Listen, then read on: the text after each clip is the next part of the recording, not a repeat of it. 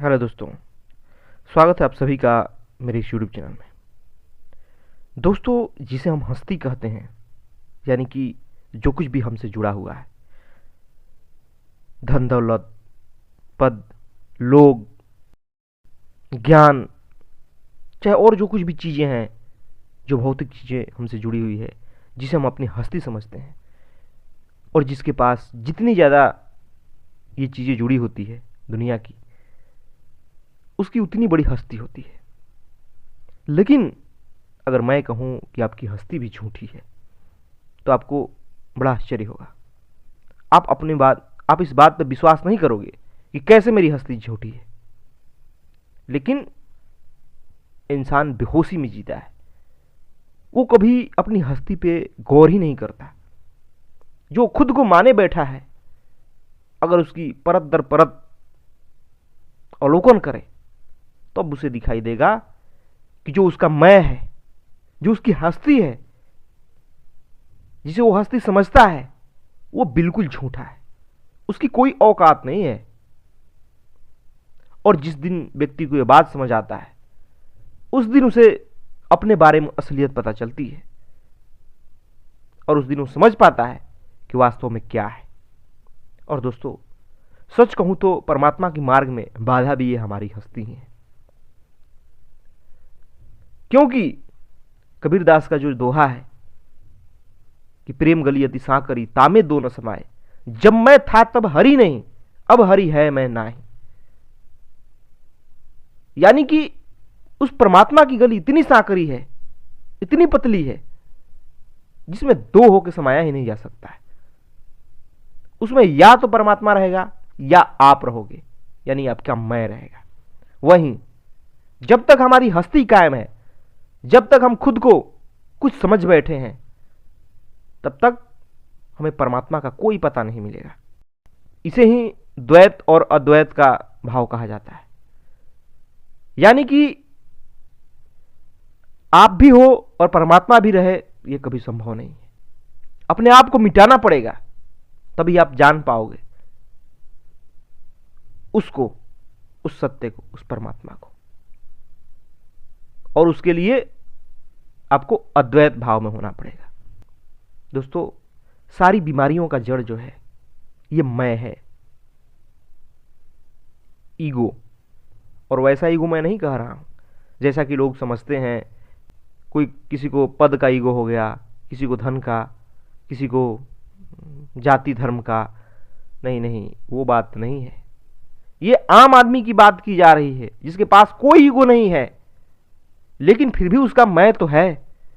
फिर भी आदमी खुद को कुछ न कुछ समझता तो है। और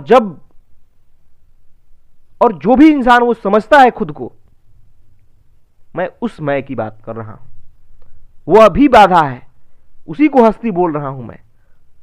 चाहे आपके पास थोड़ी भी क्यों न हस्ती हो, लेकिन वो बाधा होगी आपके लिए। उसके कारण आप नहीं देख पाओगे सच को, जो सत्य है, जो परमात्मा है। कभी नहीं समझ पाओगे। जब देखोगे, बीच में देखने वाला खड़ा हो जाएगा, और उस देखने वाले को मिटाना है। तभी आप जान पाओगे कि आप स्वयं क्या हो। तभी आप आत्मा को समझ पाओगे। तो इसलिए हमें समझना चाहिए इस मैं की बनने की प्रक्रिया को, कि आखिर ये मैं बनता कैसे है। और कोई व्यक्ति अगर कोशिश करता है, भीतर गहराई से उतरता है, परत दर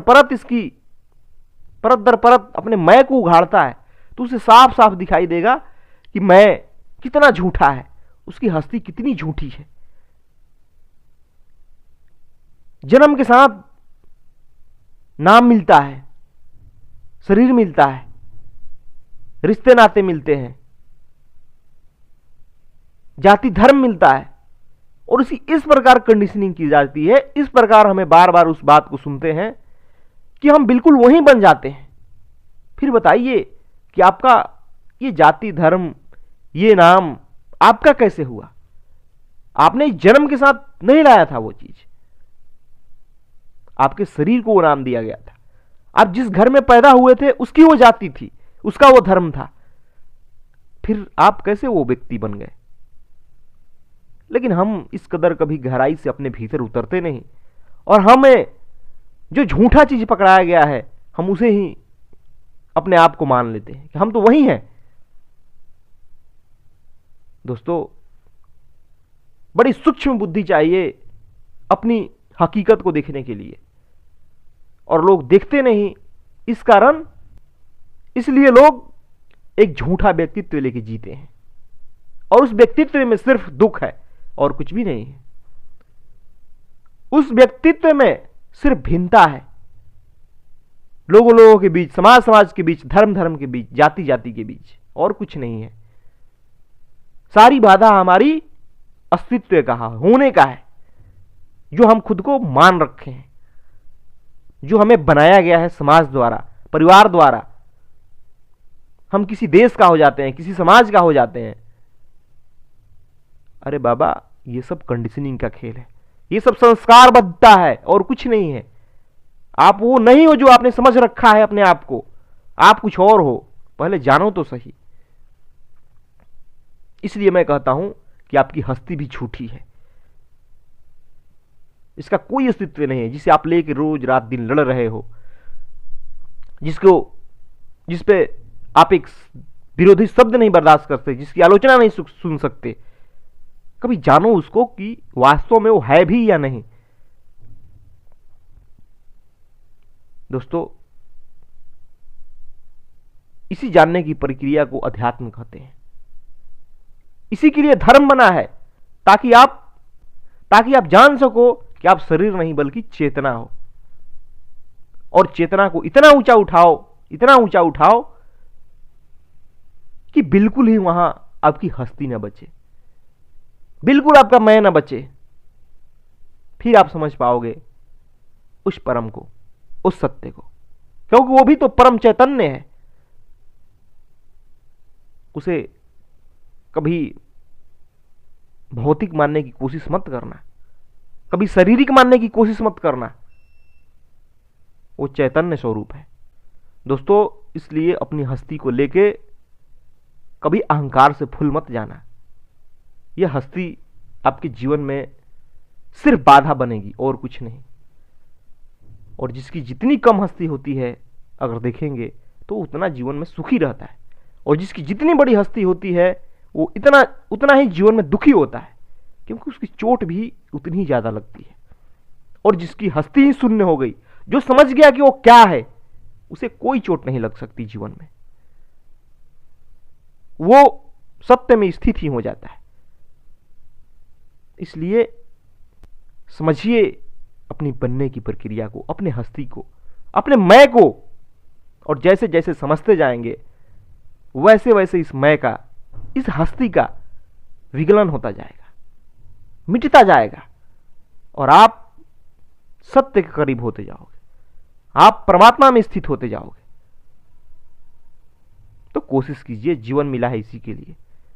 ऐसे ही लोगों की गुलामी करते करते आप मर जाओगे, बेहोशी में जीते जीते मर जाओगे, और जीवन का आनंद कभी नहीं ले पाओगे, क्योंकि जीवन का आनंद है ही नहीं आपकी हस्ती में।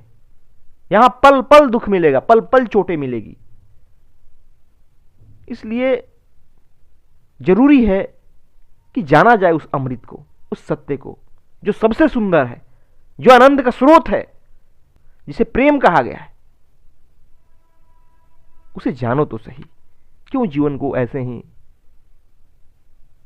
झूठे अस्तित्व के साथ बर्बाद कर रहे हो? बहुत आनंद आएगा।